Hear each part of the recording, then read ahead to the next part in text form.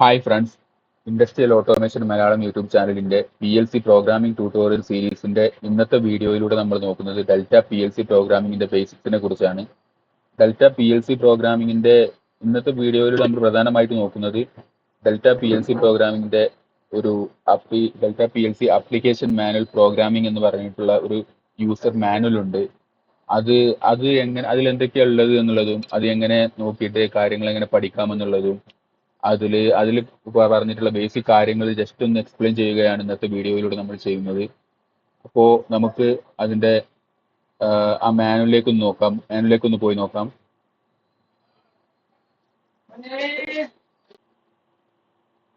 ഇതാണ് ഡെൽറ്റ PLCയുടെ programming manual.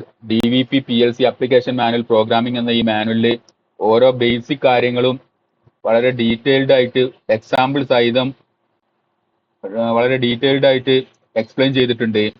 അപ്പോൾ നമ്മൾ പ്രോഗ്രാം ചെയ്യുന്നതിന് സ്റ്റാർട്ട് ചെയ്യുന്നതിന് മുൻപ് ഈ പ്രോഗ്രാമിംഗ് മാനുവൽ ശരിക്കും വായിച്ചതിന് ശേഷം സ്റ്റാർട്ട് ചെയ്യുകയാണെന്നുണ്ടെങ്കിൽ ആ പ്രോഗ്രാമിംഗിൽ നമുക്ക് അത്രക്കും ഈസി ആയിരിക്കും.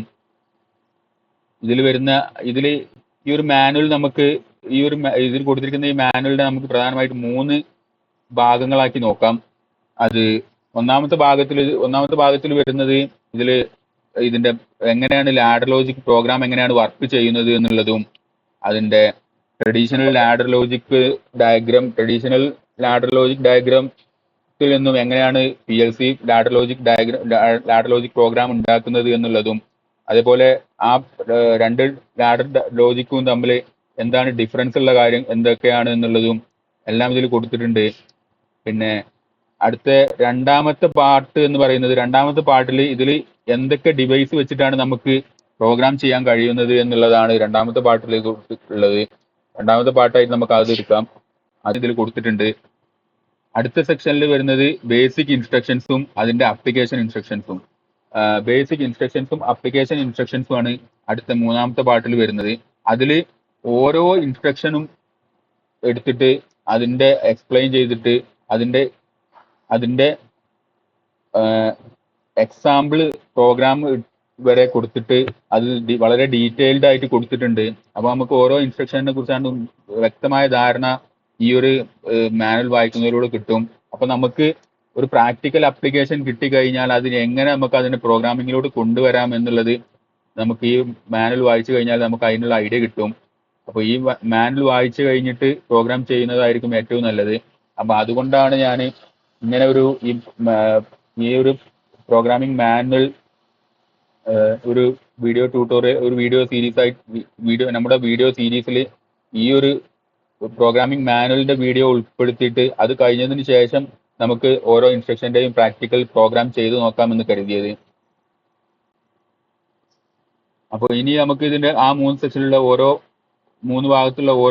ഭാഗത്തുള്ള എന്തൊക്കെയാണ് എന്നുള്ളത് ജസ്റ്റ് ഒന്ന് ഓടിച്ചു നോക്കാം. അപ്പോൾ അതിൽ കൊടുത്തിരിക്കുന്ന ഓരോ സെക്ഷനിലുള്ളത് ഇപ്പോൾ PLC പ്രോഗ്രാം എങ്ങനെയാണ് വർക്ക് ചെയ്യുന്നത് എന്നുള്ളത്, ഇതിന്റെ എങ്ങനെയാണ് ലാഡർ ലോജിക്ക് എങ്ങനെയാണ് വർക്ക് ചെയ്യുന്നത് എന്നുള്ളത് ഡീറ്റെയിൽഡ് ആയിട്ട് ഇതിൽ കൊടുത്തിട്ടുണ്ട്. ട്രഡീഷണൽ നമ്മൾ സാധാ റിലേ ലോജിക്കിൽ ഉപയോഗിക്കുന്ന ലാഡർ ഡയഗ്രാം എങ്ങനെയാണ് വർക്ക് ചെയ്യുന്നത്, അത് PLC ലോജിക്കിലുള്ള ലാഡർ ലോജിക് പ്രോഗ്രാം ആക്കുമ്പോൾ എങ്ങനെയാണ് അതിലെ ലാഡർ ലോജിക് പ്രോഗ്രാം ആക്കുന്നത് എങ്ങനെയാണ് എന്നുള്ളതും, ഇതിൽ ലാഡർ ലോജിക് പ്രോഗ്രാം ആക്കുമ്പോൾ ഇതിൽ എന്താണ് ഡിഫറൻസ്, എന്താണ് സാധാ ലാഡർ ലോജിക്കും PLC ലാഡർ ലോജിക് പ്രോഗ്രാമും തമ്മിൽ എന്താണ് വ്യത്യാസം എന്നുള്ളതും എല്ലാം ഇതിൽ കൊടുത്ത്, ഇനി അടുത്ത ഭാഗത്ത് ഇതിന്റെ PLCയിലുള്ള എന്തൊക്കെ വെച്ചിട്ട് നമുക്ക് പ്രോഗ്രാം ചെയ്യാമെന്നുള്ളതിന്റെ ഡീറ്റെയിൽസ് കാര്യങ്ങളെല്ലാം ഇതിൽ കൊടുത്തിട്ടുണ്ട്. നമുക്ക് എന്തൊക്കെ ഡിവൈസ് ആണ് നമുക്ക് ഇതിൽ അവൈലബിൾ ആയിട്ടുള്ളത് എന്നുള്ളത് ഇതിൽ കൃത്യമായിട്ട് കൊടുത്തിട്ടുണ്ട്. അപ്പൊ നമ്മളൊരു കുട്ടികൾ ഇതിലുള്ള ഡിഫറെന്റ് ഡിവൈസുകളായിട്ടുള്ള external input, external output, auxiliary relay, timer കാര്യങ്ങളുടെ എല്ലാ ഡീറ്റെയിൽസും ഇതിൽ കൊടുത്തിട്ടുണ്ട്. ഇതിൽ എക്സ്റ്റേണൽ ഇൻപുട്ട് എത്ര എക്സ്റ്റേണൽ ഇൻപുട്ട് നമുക്ക് ഇതിൽ അവൈലബിൾ ആണ് എന്നുള്ളത് ഇതിൽ കൊടുത്തിട്ടുണ്ട്. ഈ ഒരു സീരീസ് PLC ESS സീരീസിൽ CPU ഉള്ള PLCയിൽ നമുക്ക് എത്ര എക്സ്റ്റേണൽ ഇൻപുട്ടുകളും എത്ര എക്സ്റ്റേണൽ ഔട്ട്പുട്ടുകളും, അതേപോലെ ഓക്സിലറി റിലേ എത്ര ഉണ്ട്, ടൈമർ എത്ര ഉണ്ട് എന്നുള്ള കാര്യങ്ങളെല്ലാം ഇതിൽ കൊടുത്തിട്ടുണ്ട്. അതിന്റെ ഡീറ്റെയിൽസ് എല്ലാം ഇതിൽ കൊടുത്തിട്ടുണ്ട്. അപ്പോ ഇതിലിപ്പോ കൊടുത്തിരിക്കുന്നത് ഈ ഒരു സീരീസ് PLC-യിൽ നമുക്ക് കൊടുത്തിരിക്കുന്നത് X0 മുതൽ X177 വരെ 128 എക്സ്റ്റേണൽ ഇൻപുട്ടുകൾ കൊടുത്തിട്ടുണ്ട്. എക്സ്റ്റേണൽ ഇൻപുട്ടുകൾ നമുക്ക് അവൈലബിൾ ആണ്. അത് ഒക്ടൽ നമ്പർ സിസ്റ്റത്തിലാണ് ഇത് നമ്പറിംഗ് കൊടുത്തിരിക്കുന്നത്. അതായത് X0, X1, X2, X3, X4, X5, X6, X7 കഴിഞ്ഞാൽ പിന്നെ X10 ആയിരിക്കും വരിക. X8ഉം X9ഉം ഉണ്ടാവില്ല. അതേപോലെ X17 കഴിഞ്ഞാൽ X18ഉം 19ഉം ഉണ്ടാവില്ല. പിന്നെ അത് കഴിഞ്ഞാൽ 20, 21, 23, 24 അങ്ങനെ ആയിരിക്കും ഉണ്ടാവുക. അതുപോലെ എക്സ്റ്റേണൽ ഔട്ട്പുട്ടിനും അതുപോലെ തന്നെ എക്സ്റ്റേണൽ ഇൻപുട്ടിനും അതേപോലെ ഒക്ടൽ നമ്പർ സിസ്റ്റമാണ് കൊടുത്തിരിക്കുന്നത്. അത് ഈ ഒരു സീരീസ് PLC-യിൽ 128 ഇൻപുട്ടും 128 ഔട്ട്പുട്ട്, ഡിജിറ്റൽ ഇൻപുട്ടും ഡിജിറ്റൽ ഔട്ട്പുട്ടും നമുക്ക് അവൈലബിൾ ആണ്. അതേപോലെ ഓക്സിലറി റിലേ ആയിട്ടുള്ള മെമ്മറി ബിറ്റുകൾ നമുക്ക് അവൈലബിൾ ആയിട്ടുള്ളത് ജനറൽ പർപ്പസ്, ലാച്ച്ഡ്, സ്പെഷ്യൽ പർപ്പസ് എന്ന് പറഞ്ഞിട്ട് 3 തരം ഓക്സിലറി റിലേകൾ നമുക്ക് അവൈലബിൾ ആണ്. അതിൽ ജനറൽ പർപ്പസ് എന്ന് പറഞ്ഞു കഴിഞ്ഞാൽ നമുക്ക് നമ്മൾ യൂസ് ചെയ്യുന്ന മെമ്മറി അത് ലാച്ച്ഡ് അല്ല. എന്നാൽ ലാച്ച്ഡ് മെമ്മറി എന്ന് പറഞ്ഞിട്ട് തന്നെ ലാച്ച്ഡ് ഓക്സിലറി ബിറ്റ് അല്ലെങ്കിൽ ഓക്സിലറി റിലേ തന്നെ ഇതിലുണ്ട്. അത് M512 മുതൽ M767 മുതൽ 256 പോയിന്റ് ലാച്ച്ഡ് ആണ്. ലാച്ച്ഡ് എന്ന് പറഞ്ഞാൽ എന്താ അതിന് അർത്ഥം എന്ന് വെച്ച് കഴിഞ്ഞാൽ, ഇപ്പൊ നമുക്ക് PLC-യിൽ നമ്മൾ ഒരു സെറ്റ് ഇൻസ്ട്രക്ഷൻ വെച്ചിട്ട് നമ്മളൊരു ബിറ്റ് സെറ്റ് ചെയ്ത് കഴിഞ്ഞിട്ട് ആ PLC വർക്ക് ചെയ്തുകൊണ്ടിരിക്കുന്ന സമയത്ത് അതിന്റെ പവർ പോയി കഴിഞ്ഞാൽ നമ്മൾ ആ സെറ്റ് ചെയ്തിട്ടുള്ള ഇൻസ്ട്രക്ഷൻ നമ്മൾ അതിൽ കൊടുത്തത് കൊണ്ട് നമ്മൾ ലാച്ച്ഡ് മെമ്മറിയാണ് നമ്മൾ സെറ്റ് ചെയ്യാൻ ഉപയോഗിക്കുന്ന മെമ്മറി കൊടുത്തിരിക്കുന്നത് എന്നുണ്ടെങ്കിൽ അത് തിരിച്ച് പവർ സപ്ലൈ വരുമ്പോൾ ഇതിന്റെ ഈ മെമ്മറി ഓൺ ആയിട്ട് തന്നെ ഇരിക്കും. എന്നാൽ ഇത് ജനറൽ പർപ്പസ് മെമ്മറിയാണ് ഇതിന് കൊടുക്കുന്നത് എന്നുണ്ടെങ്കിൽ അത് പവർ പോയി വന്നു കഴിഞ്ഞാൽ നമ്മൾ സെറ്റ് ചെയ്ത ഇൻസ്ട്രക്ഷൻ ആണെന്നുണ്ടെങ്കിലും പവർ പോയി വന്നു കഴിഞ്ഞാൽ അത് ഇതിന്റെ ഓഫ് ആയിട്ടുണ്ടാവും. ആ മെമ്മറി ബിറ്റ് ഓഫ് ആയിട്ടുണ്ടാവും. അതാണ് ലാച്ച്ഡ് മെമ്മറി ബിറ്റും ജനറൽ പർപ്പസ് മെമ്മറി ബിറ്റും തമ്മിലുള്ള വ്യത്യാസം. പിന്നെ സ്പെഷ്യൽ പർപ്പസ് ബിറ്റ് എന്ന് പറഞ്ഞിട്ട് നമുക്ക് കുറച്ച് ബിറ്റുകൾ ഇതിൽ അവൈലബിൾ ആണ്. 250 അങ്ങനത്തെ ബിറ്റുകൾ നമുക്ക് ഇതിൽ അവൈലബിൾ ആണ്. അത് ഇപ്പൊ ഉദാഹരണത്തിന് എപ്പോഴും റൺ ചെയ്തിരിക്കുന്ന കണ്ടീഷനിൽ എപ്പോഴും ഓൺ ആയിരിക്കുന്ന ബിറ്റ്, അല്ലെങ്കിൽ ഫസ്റ്റ് സ്കാനിൽ മാത്രം ഓൺ ആയിരിക്കുന്ന ബിറ്റ്, അങ്ങനെയുള്ള ബിറ്റുകളാണ് സ്പെഷ്യൽ പർപ്പസ് മെമ്മറി ബിറ്റുകൾ എന്ന് പറയുന്നത്. അതുപോലെ ഇതിൽ അടുത്ത് വരുന്നതാണ് ടൈമറിന് 100 മില്ലി സെക്കൻഡ് ടൈമർ ഉണ്ട്, 10 മില്ലി സെക്കൻഡ് ടൈമർ ഉണ്ട്. അതിന്റെ ടൈം ബേസ് 100 മില്ലി സെക്കൻഡ് ആയിട്ട് വരുന്ന ടൈമർ ഉണ്ട്. ടൈം ബേസ് 10 മില്ലി സെക്കൻഡ് ആയിട്ട് വരുന്ന ടൈമർ ഉണ്ട്. അതേപോലെ 1 മില്ലി സെക്കൻഡ് ആയിട്ടുള്ള ടൈം ബേസ് ഉള്ള ഒരു ടൈമറാണ് ഇതിൽ അവൈലബിൾ ആയിട്ടുള്ളത്. പിന്നെ 100 മില്ലി സെക്കൻഡ് ടൈമർ എന്ന് പറഞ്ഞു കഴിഞ്ഞാൽ 100 മില്ലി സെക്കൻഡ് ടൈമറിൽ നമുക്ക് പ്രീസെറ്റ് ചെയ്ത് വെക്കാവുന്ന, ഈ ടൈമർ ഉപയോഗിച്ച് നമുക്ക് പ്രീസെറ്റ് ചെയ്ത് വെക്കാവുന്ന ടൈം എന്ന് പറയുന്നത് 100 മില്ലി സെക്കൻഡ്,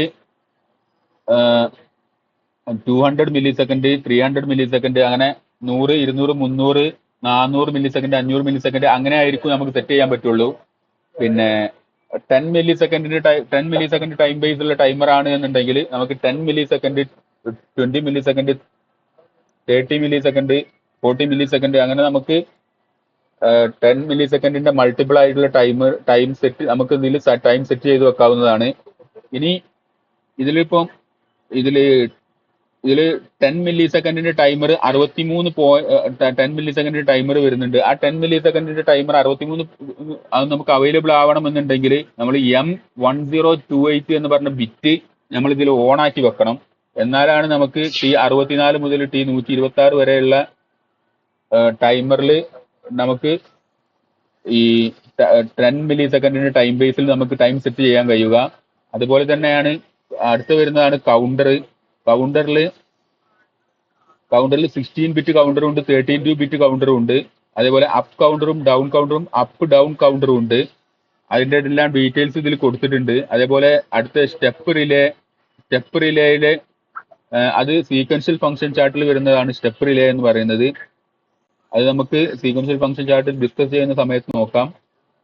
പിന്നെ അടുത്ത് വരുന്നത് ഇതിന്റെ രജിസ്റ്റേഴ്സ്, ഡിഫറെന്റ് രജിസ്റ്റേഴ്സ്, ഇതിന്റെ ടൈമറിന്റെ തന്നെ പ്രീസെറ്റ് വാല്യൂ ഹോൾഡ് ചെയ്ത് വെച്ചിരിക്കുന്ന രജിസ്റ്റേഴ്സ്, ടി എന്ന് പറഞ്ഞ രജിസ്റ്റേഴ്സ്, അതേപോലെ സി കൗണ്ടറിന്റെ പ്രീസെറ്റ് വാല്യൂ വെച്ച് ഹോൾഡ് ചെയ്ത് വെച്ചിരിക്കുന്ന രജിസ്റ്റേഴ്സ്, അതേപോലെ ഡാറ്റ രജിസ്റ്റേഴ്സ് ഉണ്ട്. ഡാറ്റ രജിസ്റ്റേഴ്സും ഇതുപോലെ തന്നെ ജനറൽ പർപ്പസ് രജിസ്റ്റേഴ്സും ഉണ്ട്, ലാച്ച്ഡ് രജിസ്റ്റേഴ്സും ഉണ്ട്, സ്പെഷ്യൽ പർപ്പസ് രജിസ്റ്റേഴ്സും ഉണ്ട്. അപ്പോൾ സ്പെഷ്യൽ പർപ്പസ് രജിസ്റ്റേഴ്സിന് അതിന് ഓരോ രജിസ്റ്റേഴ്സും അതിന്റെ സ്പെഷ്യൽ ആയിട്ടുള്ള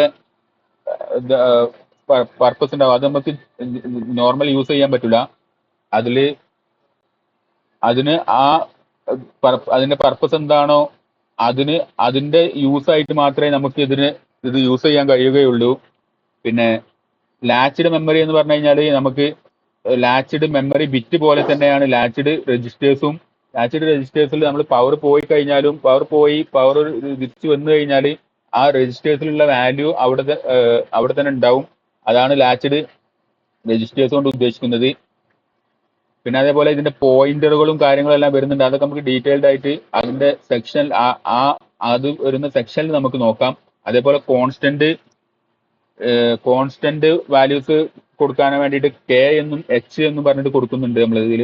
അതിൽ കെ എന്ന് പറഞ്ഞു കഴിഞ്ഞാൽ ഡെസിമൽ ഫോമിൽ നമ്മൾ കോൺസ്റ്റന്റ് വാല്യൂ കൊടുക്കാനുള്ളതാണ്. എച്ച് എന്ന് പറഞ്ഞാൽ ഹെക്സാ ഡെസിമലിൽ കോൺസ്റ്റന്റ് വാല്യൂ കൊടുക്കാനുള്ളതാണ്. അപ്പൊ ഇങ്ങനെ ഇതൊക്കെ വെച്ചിട്ടാണ് ഇത്രയും ഈ കാര്യങ്ങളൊക്കെ വെച്ചിട്ടാണ് നമുക്ക് ഇതിൽ Delta D V P PLC നമുക്ക് പ്രോഗ്രാം ചെയ്യാൻ കഴിയുന്നത്. അപ്പൊ ഈ കാര്യങ്ങളൊക്കെയാണ് ഇതിന്റെ ഈ ഒരു ഭാഗത്ത് ഇനി അടുത്ത ഭാഗത്ത് ഇതിന്റെ ബേസിക് ഇൻസ്ട്രക്ഷൻസും ആപ്ലിക്കേഷൻ ഇൻസ്ട്രക്ഷൻസും ഓരോ ഇൻസ്ട്രക്ഷൻസും ഉദാഹരണ സഹിതം എക്സ്പ്ലെയിൻ ചെയ്ത് കൊടുത്തിട്ടുണ്ട്. അപ്പൊ അതിൽ ബേസിക് ഇൻസ്ട്രക്ഷൻസ് വരുന്ന നോർമലി NO കോണ്ടാക്ട് വരുന്ന ഇൻസ്ട്രക്ഷൻസ്, അതേപോലെ ഔട്ട്പുട്ട് എനർജൈസ് ചെയ്യുന്ന ഔട്ട്പുട്ട് കോയിൽ വരുന്ന ഇൻസ്ട്രക്ഷൻസ്, അതുപോലെയുള്ള ഓരോ ഇൻസ്ട്രക്ഷൻസും നമുക്ക് ഇതിൽ ഡീറ്റെയിൽഡ് ആയിട്ട് എക്സ്പ്ലെയിൻ ചെയ്ത് കൊടുത്തിട്ടുണ്ട്. അതുപോലെ ആപ്ലിക്കേഷൻ ഇൻസ്ട്രക്ഷൻസ് ഓരോന്നും അതിന്റെ നമ്പർ വെച്ചിട്ട് തന്നെ ഇതിൽ എക്സാമ്പിൾ സഹിതം കൊടുത്തിട്ടുണ്ട്. അപ്പോൾ ഇനി നമുക്ക് ഇതെല്ലാം നോക്കിയിട്ട് നമുക്ക് അടുത്ത സെക്ഷനിൽ നമുക്ക് ഓരോ ഇൻസ്ട്രക്ഷൻസിന്റെയും എക്സാമ്പിൾ നമുക്ക് പ്രോഗ്രാം ചെയ്ത് നോക്കാം. അപ്പോൾ അടുത്ത വീഡിയോയിൽ കാണാം. ബൈ.